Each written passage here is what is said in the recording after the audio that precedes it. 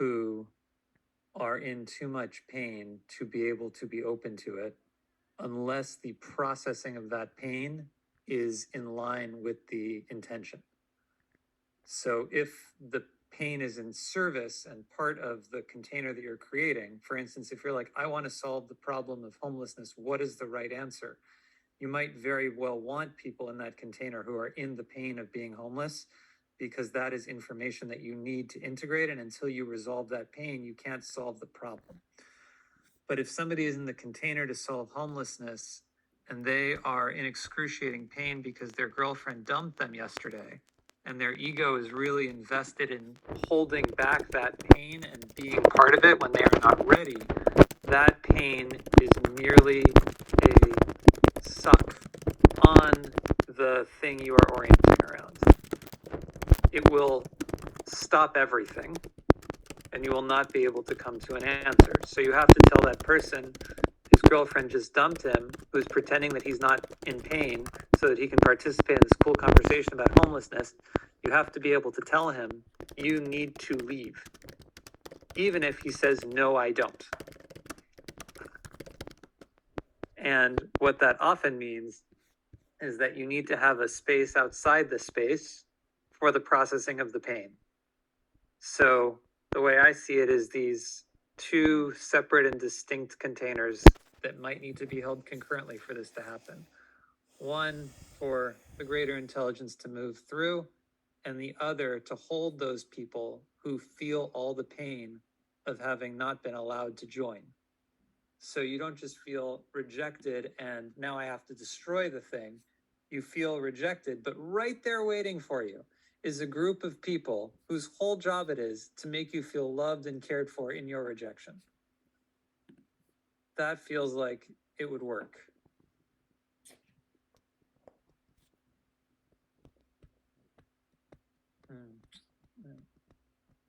Thanks for that.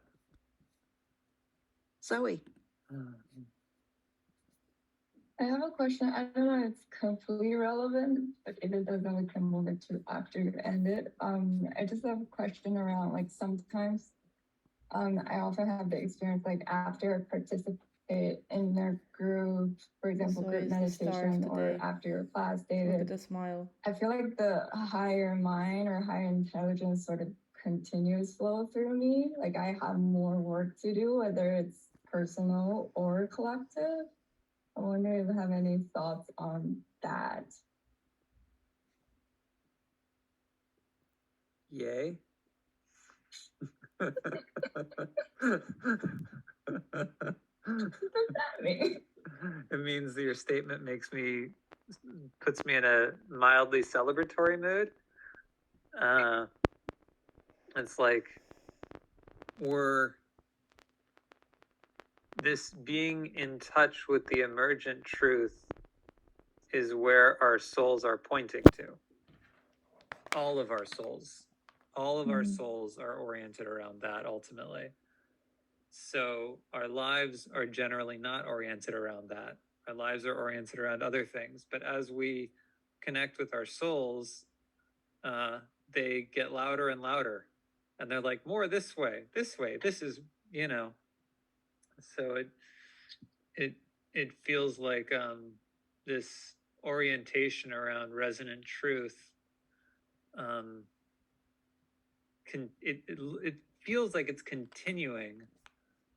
Yeah, but it's more like nature herself is moving in that direction, and we're unlearning just a little bit more of that which isn't that. Right.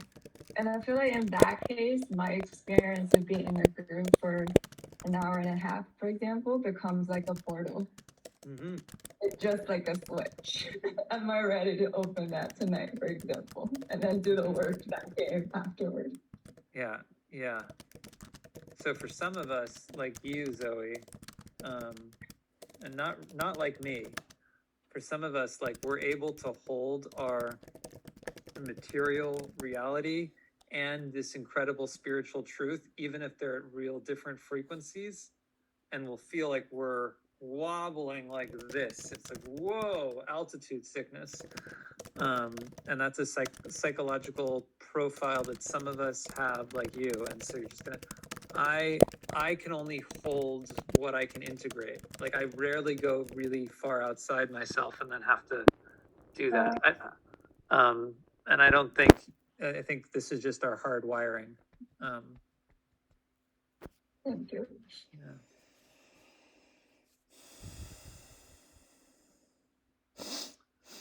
All right.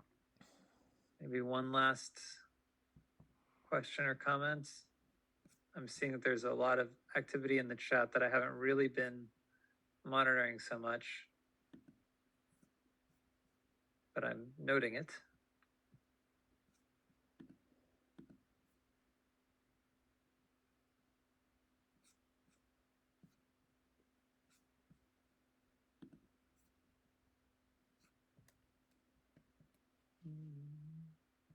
I see Shama has a friend there. Hello, friend. Oh, hey, how are you? At this moment, slightly disoriented by your sudden appearance. But appreciating your sweetness. Nice to encounter you here. Marie, go ahead. I was just thinking that it would be fun to do if people were familiar with the family constellations, to work within that structure with like corporate people and the trees and the environment and the rivers. And I think it would just be an interesting thing to do. Anyways, I was just kind of tripping on that it would be kind of fun to see what would come up. Systemic constellations. I like that. Yeah, be fun. Yeah. That's going to bring me to, I'm going to go like 3 minutes over here to make my last point, which is bubbling up in response to what Marie just shared. And then we'll wrap and I'll hang out for a few more minutes. I thought the most interesting thing I said this whole session for me was the word should. I really rarely use that word. I'm usually on team don't should people, but I left that team to be in this really particular use of the word should. And that should, that if we want to solve these deep questions that are bubbling up in our world right now, we should consciously and deliberately orient around deep coherence in the higher mind. We should. That should is coming from a recognition that the world is ultimately meaningful and that our work is to align with that meaning. And the little spot that Marie, your comment touched in me is the attempt I see in so many spaces to try to integrate this kind of spiritual worldview, this deep and coherent and resonant spiritual worldview that I'm advocating for and positing, with the shallow corporatist or capitalist or consumerist or modernist or Democrat leftist perspective. That we are in the story that somehow, if we just gather real connected deep spiritual people and put them in a room with executives, it will all just work out, or that like we can teach them. No. And my emergent sense is that that is untrue. That if you try to find a balance between the light and the dark, you get gray. My sense is that, yeah, we do have a lot to learn, to your point there, Marie, from people who have expertise and facility in all manner of industries and whatnot, but that there is not to be a compromise here to be made. Either we are consciously orienting around the emergence of the higher intelligence for real, or we are not. And there is so much pretending. There is so much pretending that goes on in our 3D in our world here that we can just orient mostly around what's best. We can just figure out how to do the best possible thing under the circumstances, making 1,000 compromises. And my assertion is that that will never work until we orient finally and completely and uncompromisingly around resonance as the ultimate standard of truth, coherence as the only way to get there in a group, and the emergent truth of what comes through that as the way, we are fucked. And once we do that, we have an opportunity to get to places that, once we do that, it's almost like once we do that, oh my God, like once we do that, even the experience of doing that will be so incredible. Even me pointing at the experience can be incredible.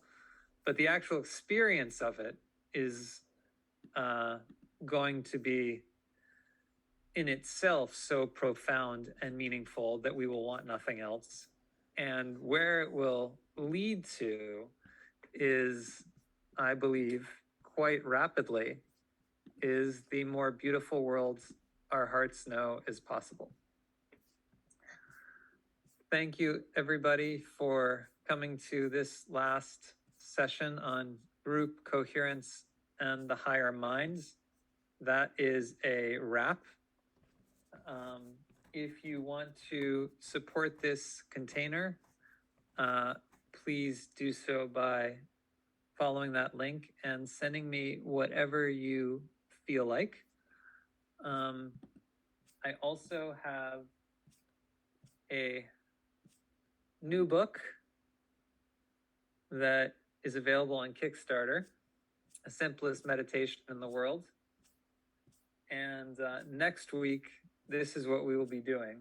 I thought long and hard about whether or not it felt too marketing-y to take what I am selling and turn it into my Thursday night class, but I decided that it was okay. I got clearance from the higher power. And so I will be doing an extended version of The Simplest Meditation in the World next week. It won't just be 4 minutes. We'll do a couple of iterations of it. We'll break into share circles, share squares, and share our experiences and really learn what this meditation has to offer us very deeply. And then I have one last link that Linda does not have, and I have to dig it up. Hold on. It's from this podcast that I did